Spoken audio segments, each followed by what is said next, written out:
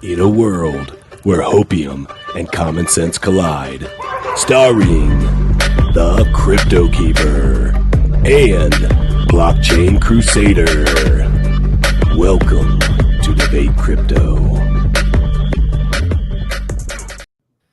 Question everything, trust nothing. It's your boy CryptoKeeper here in the house on a What If Wednesday, and we've got two special guests for you. We got Divi Daddy and Jeff, the Litecoin leader himself, in the house. Gentlemen, how are we doing this evening? Doing great. Thanks, Keeper. Pleasure to be here. Divi, yeah, Keeper, how you doing, brother? Man. I'm good. Thanks for having us. We are excited to we're excited to have you on. So, folks, we're gonna give the introduction here in just a minute. Let these fine gentlemen let you know who they are, where they're at, what they've got going on. Before we do that, make sure socials are down below the stream. You already know what time it is. Make sure to follow. Divi Daddy, is that your Twitter handle? Yeah, you can follow me at the Divi Daddy or at Divi Daddy on Instagram. So just depends on where you find me. But just look up Divi Daddy. You'll see a picture of me and you'll see my name. The one and only Divi Daddy. And I know, Jeff, Litecoin Leader, you type that into Twitter and also on YouTube for sure. They both come up on there, at least when I think that's how I searched it originally when we first started talking. So definitely make sure you guys give him a follow, and the information for the YouTube is down below. Smash the likes. Let's have some fun tonight. We've got an interesting topic for What If Wednesday tonight. We're going to be talking about what if the railroad strike actually goes into effect? And I think it's going to be a really fun conversation to kind of talk through. And the reason that we've brought on these two gentlemen is because they actually really align with what we are doing, and they're going to be talking to you about an interesting event that they have coming up soon. So we wanted to toss that out your way. Before we do that, let's just take a quick look. It is still Debate Crypto. We need to take a peek at the markets. Let's just take a quick peek, see what's going on in the crypto markets, and then do a little bit of shilling of some Danger Close Alpha, and then we'll dive into it. So the global cryptocurrency market cap is, hey, we're at $1 trillion with a T even. We're up 1.4%. Bitcoin sitting at 20,264, pretty flat. ETH, listen, word on the street. So 1631 right now.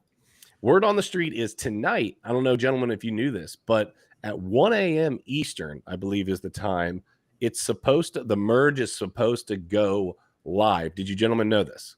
I did. Actually, if you go to Google and you type in Ethereum merge, they've got two cute little pandas that come up to each other, hugging each other. 6 hours and 39 minutes to go right now. But who's counting, right? Google. Yeah. I'm trying to decide. Here's the deal. I was talking to someone about, are we going to like stay up and watch this happen? And I was like, listen, we might just to say we saw it happen, but my understanding is we're not going to see anything happen. We're going to be sitting there and give each other a high five and say the merge went live, and all of my ETH that's sitting in the wallets, the hardware wallets where it's sitting right now, is going to continue to sit in the hardware wallets where I think it's going to be a big nothing burger in terms of the actual event. Jeff, you were getting ready to say something. What were you about to say?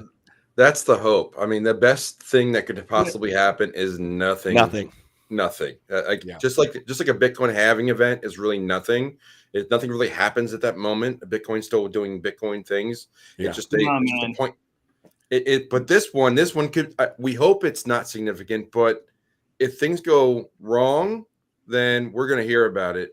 And what's even, I'm concerned because I used to manage software stuff, and they were still adding things to the code just a couple weeks ago. That's usually a big no-no right before release. You don't want to do that. Because there could be bugs that aren't discovered for weeks or months that are now been introduced through the merge. With all the test nets, right? And I'm interested to hear from you guys both, because I know Divi, and I'll let you talk about this, but you did Bitcoin mining, so you understand the proof of work side of things. I guess my question is, before we dive into you guys personally talking about this merge coming up, Divi, you started saying no. I'm a huge ETH bull. ETH is my largest holding by far in the crypto space. So I need this to go well, or long term, I believe that it's going to go well. Why do you seem stressed about this? Keeper, I'm stressed for a few reasons. First of all, if you love ETH so much, why do you have a Bitcoin sign behind you? I have two ETH to 1 Bitcoin. Fair enough. That's how much of a Bitcoin maxi I am. I didn't even see those two ETH signs, right? So the difference between you and I is, what I'm saying is no, is Jeff, I disagree a little bit, right? Because it's not like Bitcoin happening. The code's not changing. It is the code for Bitcoin to have. That's how the code works. What's happening with ETH here is a significant change in the way ETH functions, not only just in the way that it moves from proof of stake to proof of work, but also in the way it stops becoming an inflationary asset. So now ETH is going to start burning. So yes, I've never been an ETH fan, and the reason why, there's many to get into, but I just think Bitcoin is very different than ETH. I think the concepts are different. So the reason just to clarify what I was saying is that ideally, in a perfect world, nothing happens like on the day of a Bitcoin halving. That was the only comparison I was making. I think that Ethereum moving, but completely redesigning its blockchain and moving from proof of work to proof of stake, which has never been done before, which has thousands of projects relying on that blockchain. It's a major event. And I played what if sometimes on my channel too. And I said, what if things go sideways for this merge? Thousands of projects are going to be looking for Cardano, Matic. Cosmos, Matic, places to run to, like Polkadot, all these other layer ones that can support this, Theta, Zilliqa, whatever. That could be a major impact. But I think the best thing that can happen for crypto right now is nothing. And hope and cross your fingers that nothing happens. But this could be, worst case, a black swan event for crypto. I sure hope not. I think that's what we hope. We hope it's not, but it could happen. But what if it's a black swan event to where it actually, like when it goes into effect, that lack of basically the fact that it no longer is inflationary in the way that it is now. What if it is not priced in? What if we just absolutely see this kick off a big move? Now, I don't think it's going to happen because the whole macroeconomics of the world right now, I just don't see it. But what if we did see that? Divi, let me ask you. You're a proof of work guy, you Bitcoin miner, okay? And actually, let's use this to do an intro. So Divi, tell me about yourself real quick. Tell me where you come from, what you're doing now. Why are you here? What you got going on? So I'm a retired Bitcoin miner. I would say that the reason I got into Bitcoin was because I was tired of healthcare consulting and just needed a way to get out of the system as it was, like the 8 to 5 work system. And I was going through a divorce, so I knew I wanted to be more of a dad. And clearly, Divi Daddy is my name because to me, being a dad was really important. So 2015 was that change for me and changed my life. And 2021, when I had another baby, I decided that was the time to exit, was before the baby came. So the S19 Pros were still out. We had just done them. They were pretty profitable. And we decided, you know what, I don't really see anything else coming out here around the corner that I'm ready to put my money down on. So Bitcoin at 60 is a pretty good number. I know where I think is going to happen based on cyclical events. So I said, I'm going to cash out and leave, of course, some Bitcoin on the side, but I'm going to make sure to get my wife the car and sell the business and be ready to put together a crib and learn how to do that again. So after a bad surgery, I decided to get in the gym, and now here I am working out and finding this motivation to come back out of retirement, just for the reason of I know that this is going to impact people's lives and they just don't know it yet. And I want to be here, in my community locally. My office here is locally in the community where, people get to see me and ask me questions as they hear about it. And I just want to help them win, because I believe that the dollar is garbage, just like my #1 crypto commandment. And I'll give you guys that one for free. I'll go over the rest of them at the event that we're talking about. But that's why I'm doing this, is I want to teach people about why we have to be cautious about what the Fed is doing, and what's happening with the dollar and the economic conditions globally, right, with the dollar. Yeah, we're going to talk about economic conditions here in just a few minutes when we get into the railway episode that's happening right now. Jeff, we spoke the other day. We were talking about some prepping stuff. So briefly, tell me about what you've got going on. We were talking about our Danger Close Alpha. Guys, jump into the Discord if you're not already there. But I want you to listen close to what Jeff's about to talk to you about, because we definitely have them on here for a reason. What do you have going on, Jeff? Talk to me. Yeah, we got an event coming up in Texas, Dallas, Texas. You can see it written all the words around me here. It's called Economic Preppers, and there's a lot of preparation going on. There's lots of things that people know that change is coming. We just don't know exactly how it's going to play out. So we know people they are interested in crypto. Divvy and I are big into crypto, but I used to do real estate. I'm also big into silver and gold. Divvy was also at a silver event, and we see that when we go to some of these events, we see crypto people, but they're not necessarily real estate or gold people or silver people. You go to a silver event, you may not see a lot of real estate or crypto people, but we wanted to do an event and say, look, everybody there's enough overlap here to talk about how do we get out of a fiat system that's broken. And we see the dollar is crumbling, and you can see all the inflation. You can see everything that's happening in the global economy now. They're playing games with our money and value, because what we have. I mean, these things, this is not money. This is currency. There's a big difference. So this does not hold value over time. That's the difference between a currency and a real money like silver. So we're having an event that we can talk about silver, gold, real estate, crypto, bring everybody under one roof. We made it very affordable to attend. We made it very easy to attend, because and we can be in one spot and have these conversations, to have a real estate person talk to a crypto person, talk to a silver person, and find out all the different viewpoints, because that's how we really grow. That's part of what's been the problem the last couple of years, is that we've been stuck and isolated and not be able to talk to and associate with each other and share ideas and concepts. Dude, Burke3, whoever Burke3 is on here is like, he's got my notes. He's hacked into my account. Silver, gold, and ammo. Like, this guy gets me well. Listen, Divvy, so we just had we have Danger Close Alpha. I don't know so ultimately we have a project that is introducing the prepper space into the crypto space, right, via an NFT project. And excuse me, part of what we're doing is gamifying, on top of getting real world utility, going to a 3-day prepper boot camp, all of these great things that you get as part of purchasing some of the particular NFTs, the bug out bags in particular, which, side note, we've got like 120 bug out bags left, guys. That'll get you there virtually. This is like my language. You're speaking my love language, sir. Yeah, so it's dangerclosealpha.com. So check that out if you guys are looking. 0.02 will get you there virtually. We've got about 120-ish left. But that being said, one of the cool things is we have been doing these riddles and ciphers, and our groups in the Discord have been trying to figure these out. Well, we had a secret drop that was going to be happening, but they had to figure out this cipher. Well, they have figured it out now, right? And there is their bags, when they got their bags, they had slots. They either had 0 slots, 5 slots, 10 slots, 15 slots out of 20. And they're like, well, wait a minute. If there's slots, we got to put something in our bag. And there's a whole lot more to it. But ultimately, commodities. We've got bullets. We've got bullets, beans, and bourbon coming out in commodity form. And I'm super excited about bringing that out to our people. So you were talking about that being your language. It's definitely ours too. Hold on one second. This is my website. You get to do it with crypto. This is Addison. Awesome.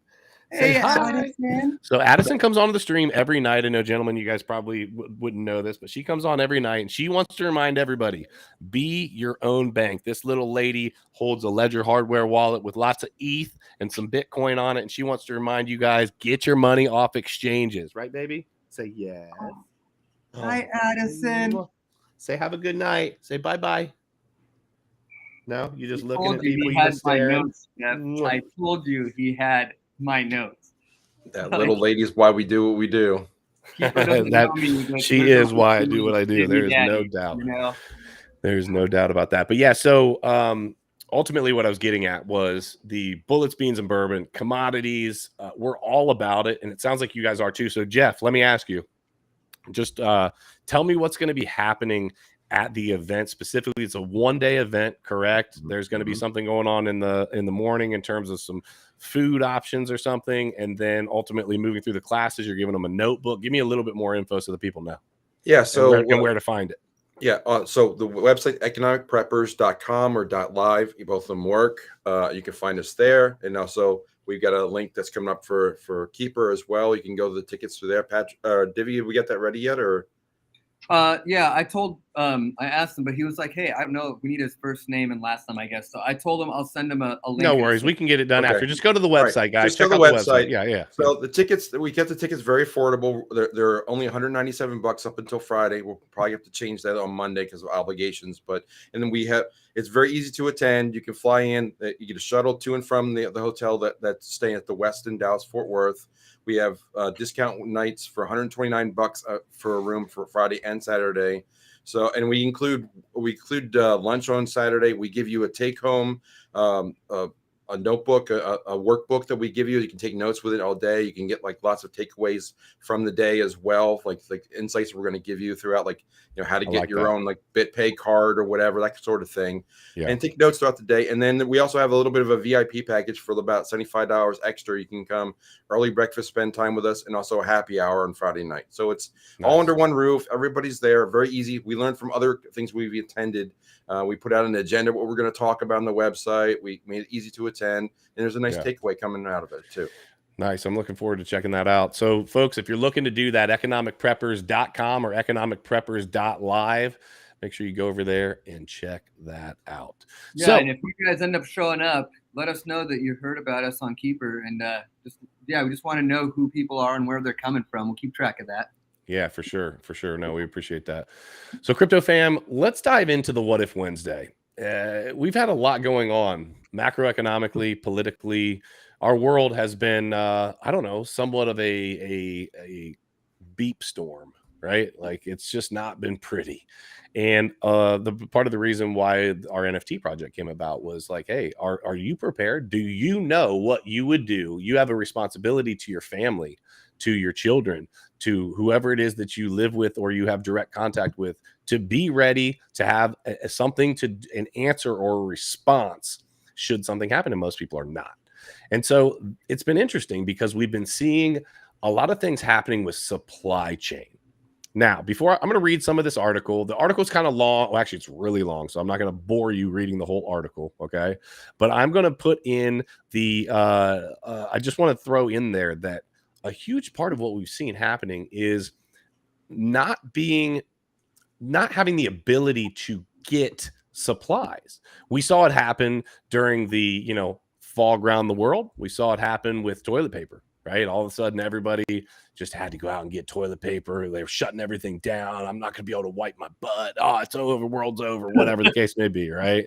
I know that still makes me laugh, right? Like the one thing that people are not immediately going out for non-perishables. They're going out to make sure, listen, I'm not wiping my butt any other way than toilet paper. Got to get my toilet paper, right?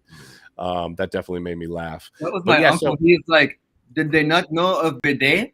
We could have. I know, right? I know. We don't use that here. I know. There's so many other. That's a whole nother story. But that's the first time I ever used one of those. It's an interesting experience. But I got to tell you, it's definitely a cleaner option. All right, we're getting way off track. At any event, the whole point of what I was getting at was we've seen supply chain be a central point of the choke point for what's been happening. So I'm going to read a little bit of this, and I want to dive into what you guys think maybe could be happening here and what this would look like. So it says, actually, let me do the other one first. Hold on a second. Let me not do that one first. Let me do this one. Here we go. How a rail strike could wreak havoc on the American supply chain. If freight trains stop rolling, the result could be chaos for businesses, shortages for consumers, and fresh momentum for rising prices. Just what we need, more rising prices. Just as the global supply chain flashes signs of returning to normal, a new crisis now threatens to disrupt the transport of a vast range of goods from agricultural crops to lumber to coal. If tens of thousands of rail workers follow through on threats to strike as soon as Fridays in pursuit of better working conditions, that would unleash potentially monumental havoc on the system used to move products from place to place. In a sign of how hard it could be to avoid the strike, the International Association of Machinists and Aerospace Workers District 19 said Wednesday that 4,900 of its members had rejected a tentative contract to the union that had negotiated with the railroads. The Machinists Union, one of a dozen at the center of complex talks among the railroad workers and federal officials, said its members would not stop working before September 29th to give negotiators time to reach a better deal with companies. Now, we'll dive into some more on some of the articles, but the basic idea behind what's happening here, if you haven't been following along with this, the railway workers are not pleased with their working conditions. They've had a lot of, just like anywhere you're seeing, shortage of employees, and then they're still being asked to do exactly what they were being asked to do before, and they're saying, hey, we're not paying you anymore, you're still doing the same job, is essentially the idea of what's happening. Now, if you ask the rail workers, they're being very specific. This isn't about pay. However, one of the big topics has been pay, because it's always, something that you pay people enough money for the most part, and they'll do something. Gentlemen, let me ask you this. Jeff, I'll start with you.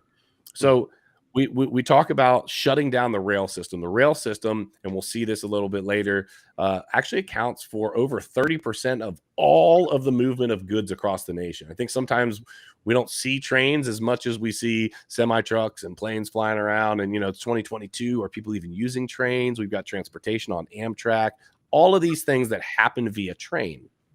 What would you be concerned about right off the bat, specifically as it relates to, okay, they go on strike for however it is, a few days, a few weeks, a few months, whatever the case may be. What would be one of your main concerns as an economic prepper looking at this and saying, hey, we've got problems. What are you looking at?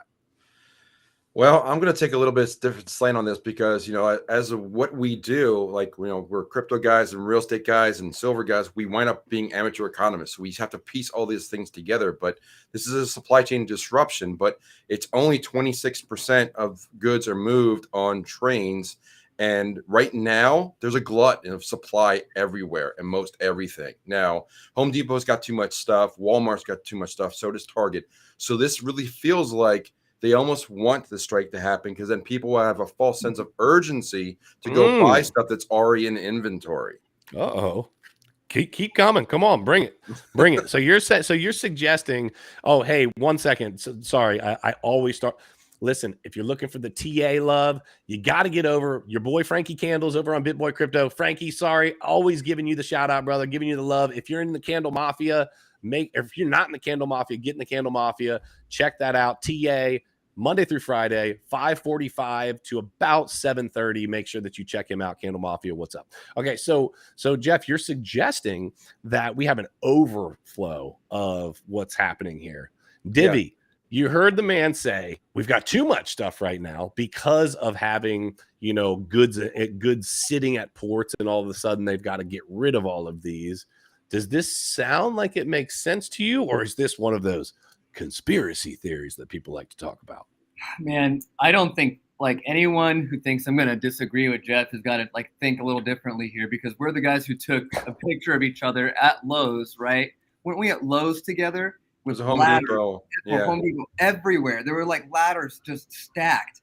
And, we've been talking about this for a while. Guys, we know the cycles are coming, but something that we all feel deep down is there's something about to happen. Like this September, October, November, you see, all of you guys, we're all just nodding. We know something is going on. So not only have we had our shelves stocked, I'm guessing if I think you are who I think you are, and I wish I would have done my research better, I apologize, but I'm guessing you've got your stock up and you've already talked to all your followers. So they're not really stocking up. They're just refilling their stock up, right? The other thing that I'm guessing that they're probably noticing is they know something is going to happen. We've been talking about this for a while. So we're not surprised. You talk about this oh, it's the rail, the unions, these are real human beings that are being affected here. And I don't think these people are no, we don't want to work. We don't want to supply. We don't want to help our families grow. Right. I think it's two people who don't want things to go on, and they push the pause button. I'm going to keep things as nice as I can here on our show. I believe that something has happened where the pause button has been pushed.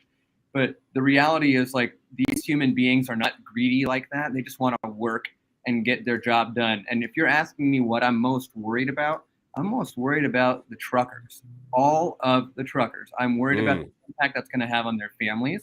impact on like the amount of jobs they'll be able to have. I'm worried about the number of supply shortages that are going to increase and only further into the narrative that we know is happening. This is just the beginning, is how I feel about it. So, I'm not surprised. This is expected, right? Expect more.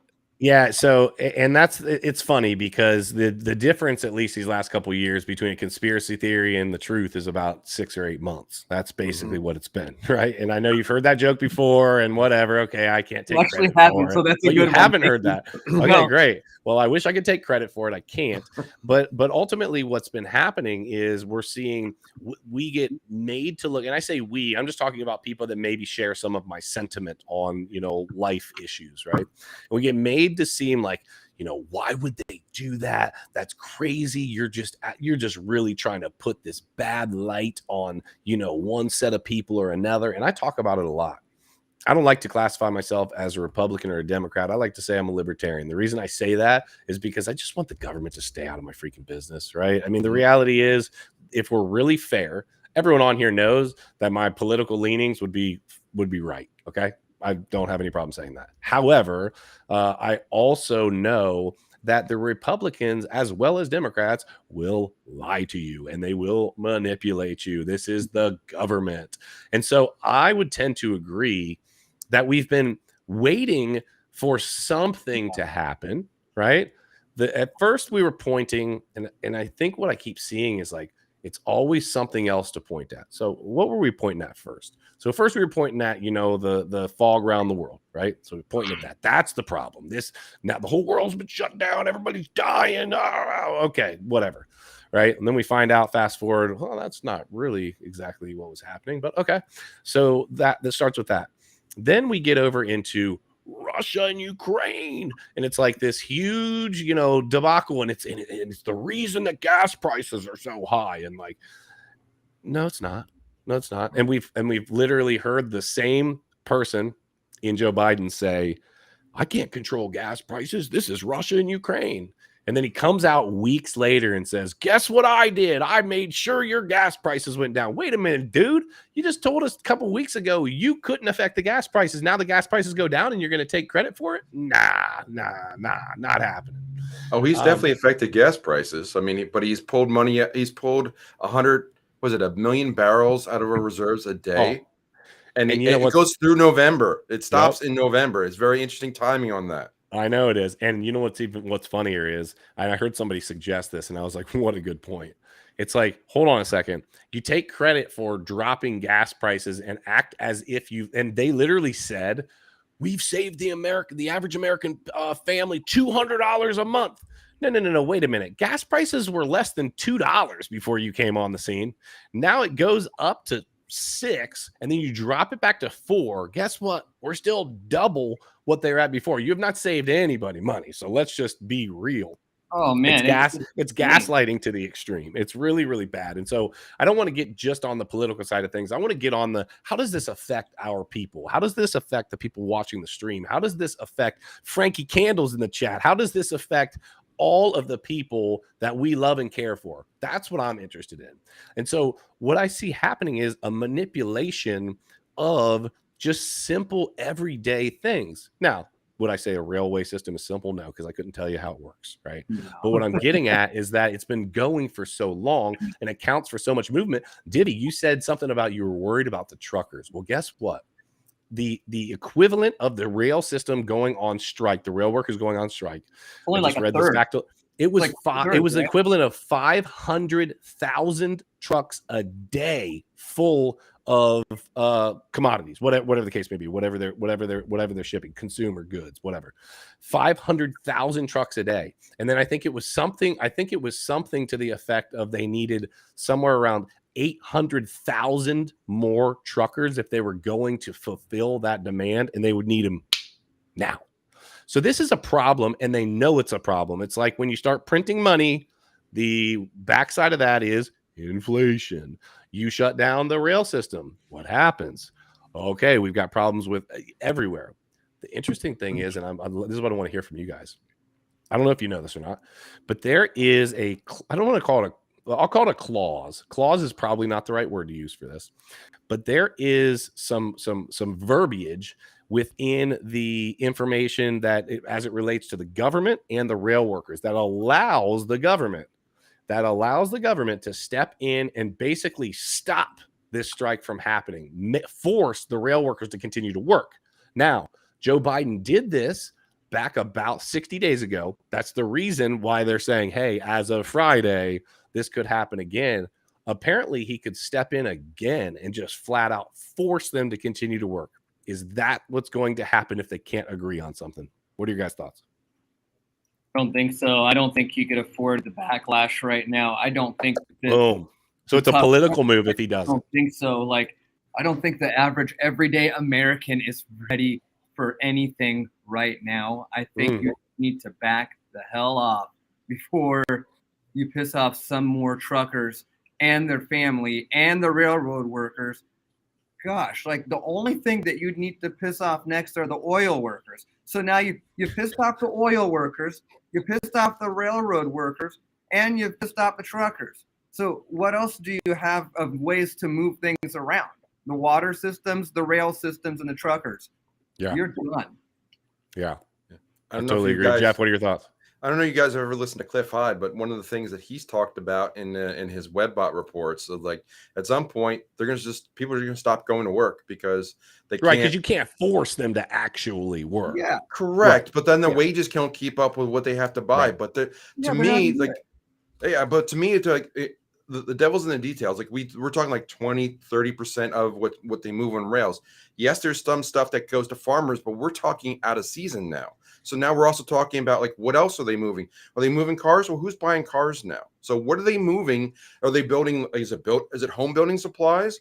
No. Last I heard, the real estate market's going down. Interest rates are up. That's right. We have too many houses. So is there really going to be an immediate impact? This is like much ado about nothing, and it's going to wind up being a very political issue. And I think I read today in one of the articles is that for them to force action, everybody in Congress has to agree, like 100%. So you can have one or two grandstanders just knock it off the table. So it's going to be politicized. It's going to be just like they're like finger pointing back and forth. But really, like the people, you got to side with the people. Like they need to work. They need to get their medical care, which is part of the debate. Mm-hmm. And if truckers need to go fill the gap, or there need to be fill a gap, they'll just reprioritize what they have to move. I don't think this is a lot more. This is much ado about nothing than a real story, and I think this is going to be resolved inside of a week, no matter what. Look at what Alan Griffin just posted. The guy just said every product on the planet gets moved by a forklift at least once. Like, he's a forklift driver. He's not. You can't force him to do it. Sorry, he just won't do it. Mandate whatever you want. Exactly. I agree with that. So the mandate is, I think let's call it a mandate, whatever the actual term for it is. You can tell them, listen, you have to work, but what they're really saying is if you want to continue to get paid, you need to continue to show up. That's ultimately what they're trying to suggest, right? But look at this. Here's what's interesting. You know, both of you have said it without even really saying it. This is a pre-midterm political play. And so I'm looking at this from 1,000 feet and saying, okay, create the problem, create the solution. Here you go. Look what we did. I heard them talking about the fact that they were solving the problem of immigration. And I sat there and stared at the video and I didn't know whether I wanted to throw my phone because of the intellectual dishonesty that was coming out of Jean-Pierre, however you say her name, out of her mouth. Like, does she really believe this? Like, that's what I really want to know. Like, I want to sit down with this woman. I want to sit down with Jen Psaki too, who was the previous speaker. And I want to know, do you believe the crap that is spewing out of your mouth? And the scary thing is, I don't know. They actually might believe some of it. Okay. But I already know most of it's intellectually dishonest. But what I was getting at is that, sorry, I've made a little turn there because it just makes me sick. It seems like a political play. And you have this big problem for everybody to focus on. And then you come in like the knight in shining armor to solve the problem that ultimately might already have a solution basically tied up in the backroom dealings anyway. And I think it's something to hang your hat on. I think it's something to say, you know, we stopped a crisis from happening. We are here for you, the American people. We want to make sure that you're able to afford. Yes. Is that what you're guessing? So sounds exactly what you're describing right there. Yes, and that's exactly where I was headed. And so ultimately, we're having, or if they don't actually solve the problem via stopping this from happening, if they don't do that, that's where I see the CBDC thing come in, because what's it going to do? It's going to shoot the prices of everything. Somebody asked, I saw, let's see here. R.A. Daniel, by the way, Jen Psaki might be the only one. Well, never mind. I can't say that on the live stream. I would take her. I would take her. All right. Let's just say that. Let me see here. Somebody said, here we go, right here. Andy said, impact on agriculture, wheat supply. Curious on your take. Well, I'm gonna skip over here and show you what that looks like, because I've got something pulled up. I thought it was interesting that you asked that. Ukraine. Here's some of the impact.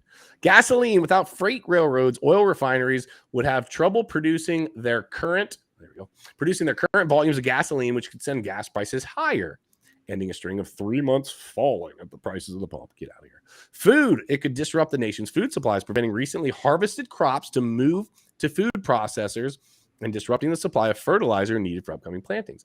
Consumer goods, according to the National Retail Federation, any rail strike could have long-lasting negative effects on the import of goods for holiday shopping season, causing shortages and higher prices. Cars and trucks. Car prices have already hit record highs this year due to the limited supply of new vehicles caused by a shortage of computer chips.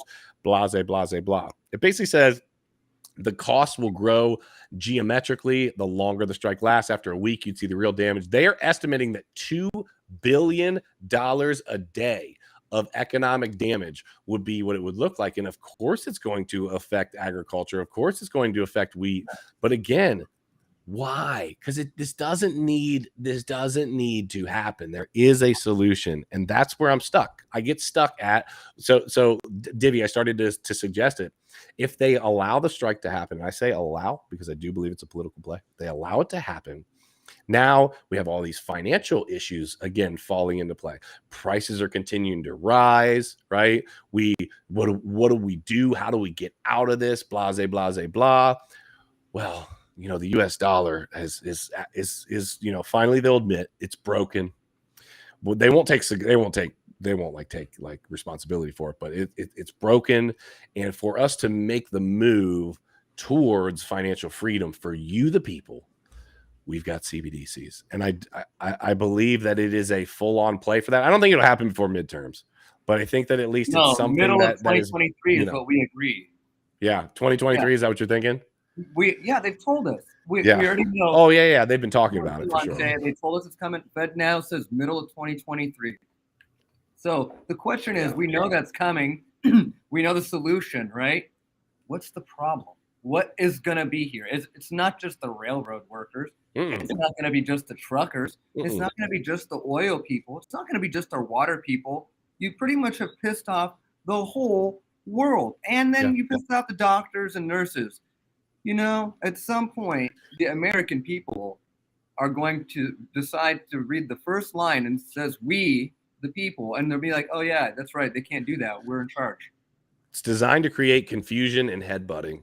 When you create enough confusion, I've said this before, but Obama made a speech that was talking about, and he was like specifically referring to Republicans, but let's take that piece out of there because I don't care who he was referring to. Because it doesn't matter. He referred to the fact that at the point that people do not know what to believe because there's so much distrust in the government and so much garbage being put out there, and you don't trust the news and you don't trust the government and you don't trust your neighbor and you're arguing with this person, that person. Aren't we there right now? Because at the end of the speech, he said, when that happens, they have won. Because you don't have what do you do? Where do you turn? You don't believe anyone. You don't believe anything you see. And now you do what? Dude, we turn to each other, right? Like, that's the idea. Well, that's the hope. They try to forget, like, make us think that we're alone, but we're not.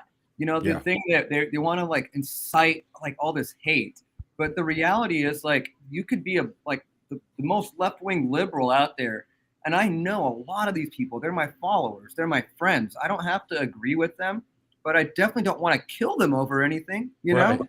Like, let's not, when I think about buying a gun, I don't think about, oh, I'm going to go and use it to hurt my friends or my left-wing neighbor across the street. Like, we will protect each other because we all are neighbors. We have kids that go to the same schools. You don't care if the school shooting that happens is someone who's a liberal kid. You will die for that kid. You have no idea who he is, Keeper, and you will die for that little boy if you saw it and you needed to. So I reject the narrative that it's over. They're going to try to control us, but we the people know better. Like, if you guys are on Twitter, tweet this out, and I am going to give out something to you guys if you're on Twitter. An ounce of silver. That's the solution. Just buy some silver, guys. Just hashtag drain the comics. Let's get some silver out there. I'm going to give a shout out to Ninja, who says, guys, let's be prepared, not scared. Own some silver, own some guns, own some ammo, and be a responsible steward of what you have. Yeah. Jeff, thoughts? Well, for the last 2 years, it's all been about distraction through division. They just want to have us arguing against each other, and isolation too. We're not going to be able to get together, share our thoughts, and which leads to this feeling that, okay, turn to the boob tube or whatever to get our information, but no one trusts that anymore. We've seen the ratings just dying. They're killing. The mainstream media is killing itself, and people are saying, I'm not buying any of this anymore. So looking for alternative media like this and like our channels and our sites, and like we need to go and get our own stories together. And people are like it's not quite a revolutionary time yet, but people don't realize where the 3% came from. The Revolutionary War back in 1776, people need to learn their history. Only 3% of the country was involved. So it only takes a small amount of people to impact a ton of change. So people are just like, we need to focus on our more of our commonality than what they're trying to feed us and force us to consume as divisional nature, which we're not. We're all very much aligned, and there's other systems. That's what we're teaching. We're like, you can be, if you think the dollar is losing value, buy something let's do what the wealthy do. You don't need to reinvent the wheel. Buy an asset that holds value over time. Gold, silver, real estate, if you buy it right, the new gold, which is cryptocurrency, Bitcoin, or collectibles, things that are going to increase in dollar price versus holding dollars. Dollar savings doesn't make any sense anymore. No, you're actively getting slaughtered in a bank account right now. Not to mention they're giving you 0.01% on the 5 to 10% they're loaning it out for. What a nice thing these banks are doing. They're here for you. I got to tell you, they're here for the people. Yeah, I think that people, and I think that this is what I see happening. I think that social media has been a double-edged sword. I think it's been a great thing, and I think it's been a terrible thing. Okay. But right now, I'll tell you what I think is great. I think that people are starting to recognize, because of social media, they might not even agree, but I think they're starting to recognize something's wrong. Something is wrong. There is not a chance that I just can't really get on board with the idea that there is a massive amount of people out there that don't at least look at the world we live in today and say, man, what's going on? And I think that part of that is the disruption, the chaos, the back and forth, is this good? Is this bad? Is this, is this science? Is this rhetoric? Is this what the heck ever?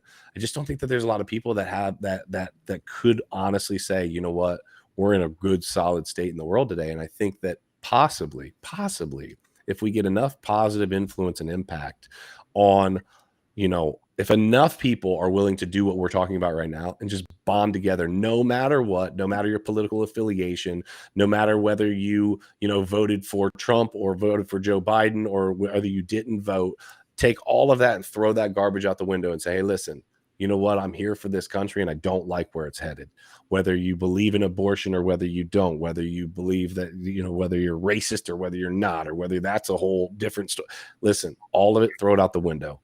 Let's band together as people and say, we've got to do better. And that's where I see getting to the railway thing. I'm hoping that maybe if this is more than just a distraction, I'm hoping that someone can step in there and say, hey, listen, what do we really need to do here to clean up these conditions to make these people do have a huge impact on our lives on a daily basis, whether we recognize it or not. And they are people. And if there are problems in such a way that they're willing to strike and not, whether it's go without pay, whether it's go with pay, whatever, they're willing to shut down what ultimately feeds their own family too.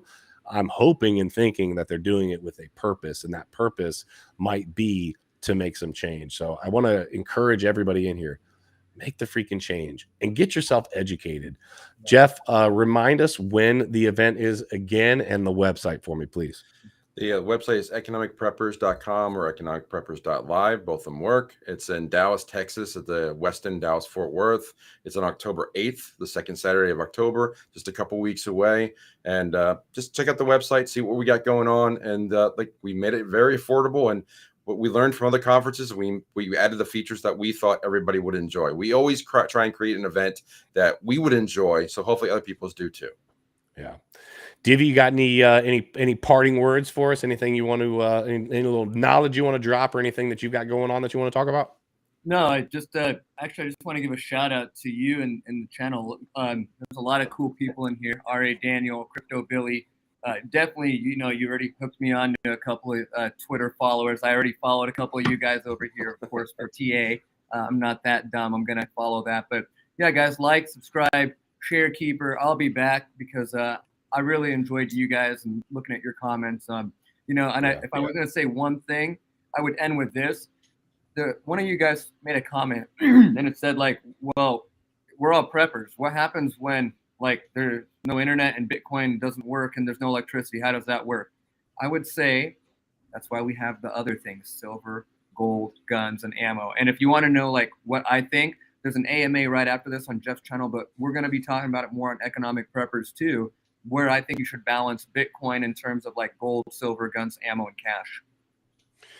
Diversification's huge. We talk about it a lot. We don't personally talk about specifically gold and silver a lot because we focus so much on crypto. But as we've pushed over into the prepper community, obviously gold and silver comes up. It's definitely something that I hold. It's not a massive part of my portfolio, but it is definitely there. And I would encourage and continue to encourage people to diversify. We're here for entertainment, but we've done things that have worked well for us over time. And I believe that those things can work well for you also. So make sure that you follow both of these gentlemen. Do your thing. You know what time it is with social media. Guys, listen, don't walk away from this stream scared. Walk away from this stream with your eyes open. Walk away from this stream saying, you know what? We can do better. Walk away from this stream wondering, what can I do to make a small difference in the capacity that I can? And if we can all have the attitude of, I can do my part, then a whole bunch of people doing their part all of a sudden can make that change. So just remember, I love you guys. If nobody's told you that before today, question everything, trust nothing. And until next time, hodl like it's hot.